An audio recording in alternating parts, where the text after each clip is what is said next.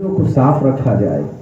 یہ کینہ کپٹ بغض عداوت دشمنیاں کسی کا اچھا ہوتا ہوا دیکھ کے جلنا اوٹنا یہ بہت گندی بیماری ہے, بہت غلط ہے.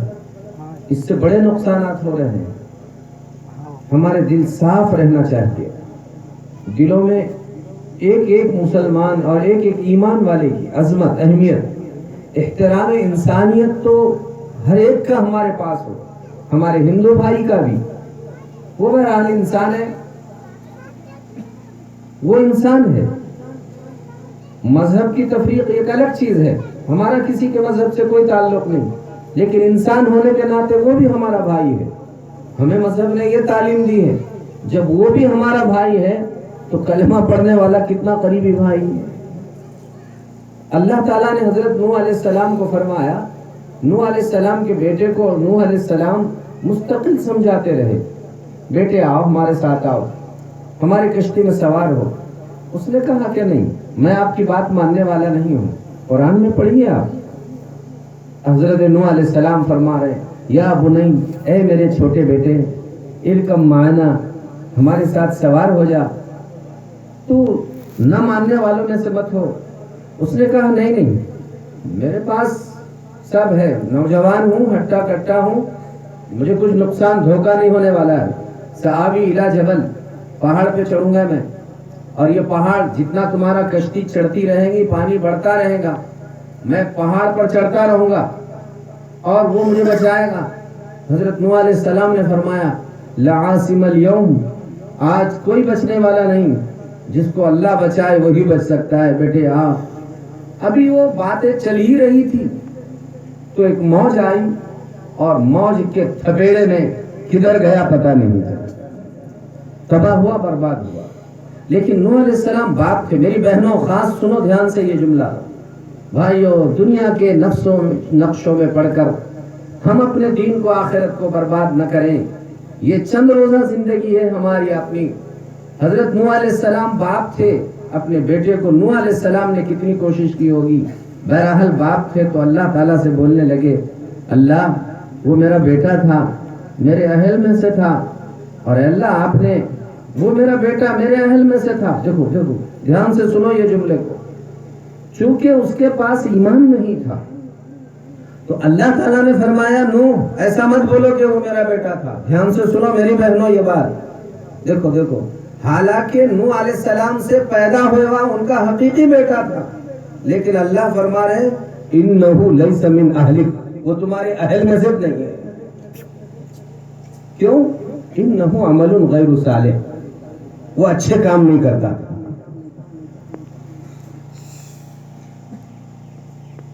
اس بستی کے مسلمانوں, جوانوں, بہنوں, بھائیوں, ذرا سوچو, نوح علیہ السلام کو اللہ بول رہے ہیں کہ کام اچھے نہیں کرتا تھا بول کے تمہارا بیٹا نہیں.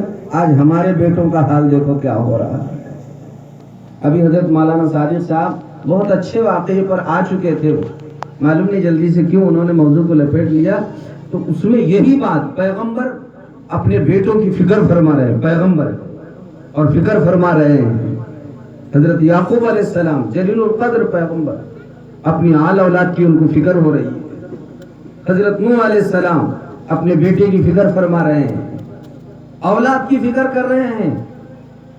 اور آج کا ہر باپ فکر ضرور کر رہا ہے, لیکن یہ کہ میری 5 ایکڑ باغیاتی ہے, یہ 10 ایکڑ کس طرح ہو, یہ گھر میرا ٹینوں کا ہے, RCC کس طرح ہو, اور یہ گاڑی ہے 2 گاڑیاں کس طرح بنے, ابھی ایک ہی بینک میں پیسے جمع ہو رہے دوسرے میں کس طرح. ہر باپ کی یہ فکر. بیٹی ہے, سب سے گاؤں میں اچھی شادی, میرے بیٹی کی کس طرح ہو, اور وہاں پیغمبر ان کی قبر کی فکر کر رہے ہیں. جاتے وقت انہوں نے کچھ ایسی چیزیں نہیں چھوڑتے تھے. انبیاء کی میراث ایسی نہیں ہوتی تھی جیسے ہمارے مال دولت ہوتی تھی. ان کی میراث ان کا دین, ان کا بنایا ہوا مضبوط یقین اپنی آل اولاد, معاشرت پر. بیویوں کی فکریں کر رہے ہیں, بیویوں کی فکریں. شوہر, حضرت انبیاء اپنے بیویوں کے بارے میں متفکر, انبیاء علیہ السلام بیویوں کے بارے میں فکر مند ہو رہے ہیں, اولاد کے بارے میں فکر مند ہو رہے ہیں.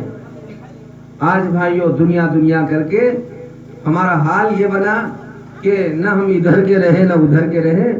حال ایسا بنا کہ نہ دین نہ دنیا دونوں چھینی گئی. دنیا والے ہم سے دنیا چھین رہے ہیں اور شیطان ہم سے آخرت چھین رہا. ہم جیسے آئے تھے ویسے کے ویسے ہی پڑے ہوئے رہے.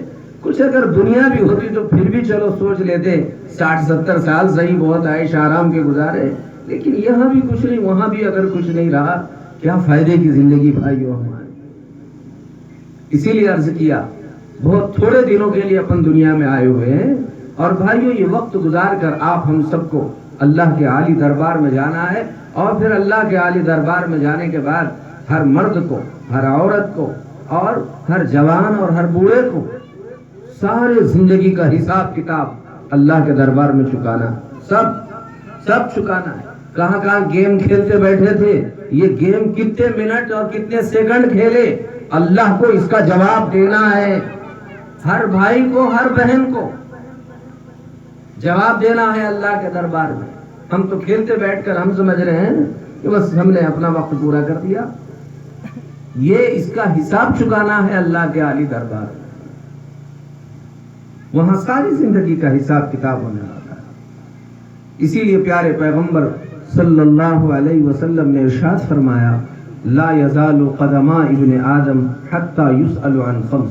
میدان محشر میں ابن آدم یعنی مرد عورتیں جتنے ہوں گے سب اولین اور آخرین وہاں ہوں گے اور کوئی وہاں سے ہٹے گا نہیں, چلے گا نہیں, آگے پیچھے نہیں ہوگا جب تک اس سے 5 چیزوں کا سوال نہیں ہوگا.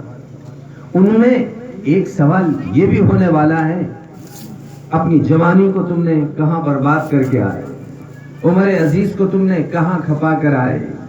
اپنی زندگی کا یہ سارا حساب کتاب اللہ کے دربار میں ہونے والا ہے اور ہم سب کو اللہ کے دربار میں جواب دینا ہے بھائیو.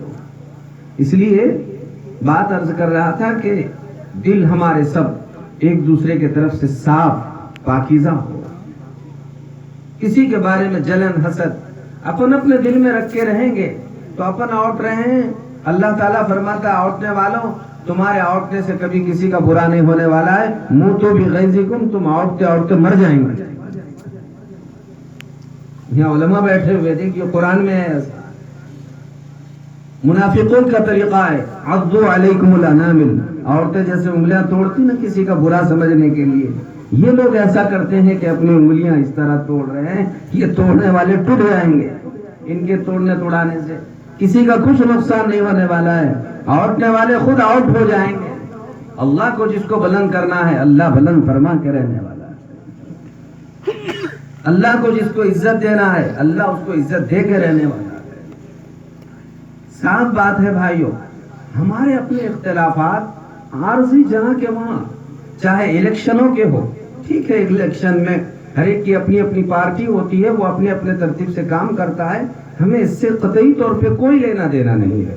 لیکن بات یہ ہے کہ وہ اپنے پارٹی کے حد تک اپنی پارٹی بنائے, لیکن پارٹی کا جھگڑا پارٹی تک, باندھ کا جھگڑا باندھ تک, دیوار کا جھگڑا دیوار تک. باقی دیوار چھوٹ گئی, پارٹی چھوٹ گئی, ہمارا باندھ چھوٹ گیا, ہم گلے میں ہاتھ ڈال کے چلیں. جب باندھ پہ جائیں اور جھگڑیے, کوئی حرج نہیں ہے, یہ طریقہ ہے جھگڑے کا. لیکن ہمارا مسئلہ گلی کا دلی تک اور گھر کا مسجد تک اور مسجد کا قبرستان تک سب ساتھ میں چلا جا رہا. آج اتنے دل کالے اور خراب ہو رہے ہیں. مجھے بہت اچھی لگتی ہے وہ بات, کہنے والے نے بہت اچھا کہا ہے کہ یہ دور تو وہ ہے ہم کسی کا اچھا سوچنے کے لیے تیار نہیں, اور اچھا تو دور کی بات ہے خود بھی دکھی ہے, لیکن خود کے دکھ سے اتنا دکھ نہیں رہا ہے. کہنے والے نے کہا ہے یہ دور وہ ہے, یہ دور وہ ہے کہ لوگ اس دور میں خود کے دکھ سے اتنے دکھی نہیں ہے. خود کے دکھ سے یعنی دکھ ہے, اس کو پھوڑا پھنسی ہے, اسے کوئی کہہ رہا ہے بھئی دیکھو آپ کو پھنسی ہے, پھوڑا ہے, کینسر ہے, وہ کہہ رہا ہے سب ٹھیک ہے. خود کے دکھ سے اتنا دکھی نہیں ہے جتنا دوسرے کے سکھ سے دکھی ہو رہے ہیں. اسے بولے بھائی تجھے پھوڑا پھنسی ہے, وہ کہے یہ ٹوٹ جائے, مگر دوسرا اچھا کیوں دکھ رہا, وہ اچھا کیوں ہے, مجھے میری تکلیف نہیں ہو رہی ہے, تکلیف اگر ہو رہی اس کے اچھے لکھنے کی ہو رہی. ایسے لوگ گویا پس پردہ اللہ پر اعتراض کر رہے ہیں کہ اللہ آپ کو معلوم نہیں